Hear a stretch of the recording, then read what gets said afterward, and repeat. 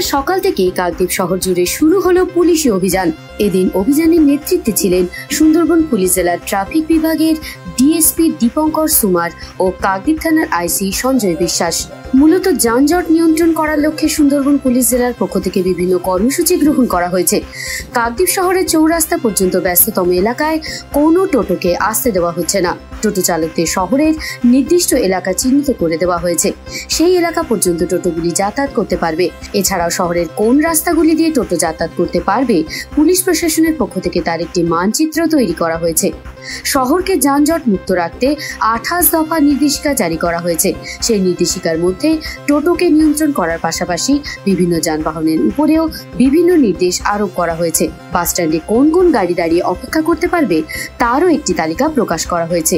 এই এলাকায় ইঞ্জিন ভ্যানে যাত্রী পরিবহনের উপর সম্পূর্ণভাবে নিষেধাজ্ঞা জারি করা হয়েছে।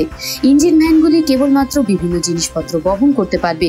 ইঞ্জিন ভ্যান তৈরির ক্ষেত্রে নির্দিষ্ট আয়তনও বলে দেওয়া হয়েছে। এদিন সকাল থেকে পুলিশ প্রশাসনের আধিকারিকরা ও কর্মীরা বিভিন্ন যানবাহনের চালক সহ এলাকাবাসীর হাতে একটি করে লিফলেট দিয়ে সচেতন করেন।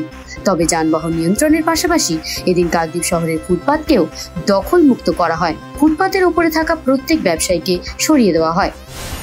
আমরা মাননীয় superintendent of police Sundarban police district সম্মানীয় কোটেশ্বর রাও সাহেবের নির্দেশে আমরা গত 1 মাস ধরে লাগাতার প্রচার করছি যে কিভাবে আমরা কাকদ্বীপ শহরকে আমরা যানজট মুক্ত রাখবো, এবং তার জন্য আমরা বিভিন্ন ইউনিয়ন হোক বা বিভিন্ন জনসাধারণ হোক, বিভিন্ন বাজার সমিতি হোক, সবাইকে নিয়ে আমরা মিটিং করেছি এবং লাগাতার আমরা মাইকে বিভিন্ন জায়গায় প্রচার করেছি। তার ফলস্বরূপ আজকে আপনারা দেখতে পাচ্ছেন যে কাকদ্বীপ শহরের যে প্রাণকেন্দ্র কাকদ্বীপ চৌরাস্তা, বাস স্ট্যান্ড সমস্ত জায়গা সুন্দরভাবে পরিষ্কার পরিচ্ছন্ন আছে এবং রাস্তার দুদিকে যে সমস্ত ফুটপাত মানুষ ব্যবসা করছিলেন তারাও তাদের মালপত্র সরিয়ে নিয়েছেন। মানুষও সুন্দরভাবে যাতায়াত করছে, যানবাহনও সুন্দরভাবে যাতায়াত করছে, কোনো প্রবলেমই হচ্ছে না।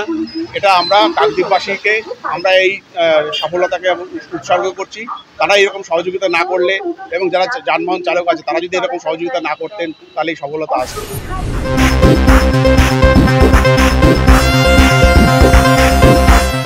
কাকদ্বীপ থেকে বিবি বাংলা নিউজ টিম।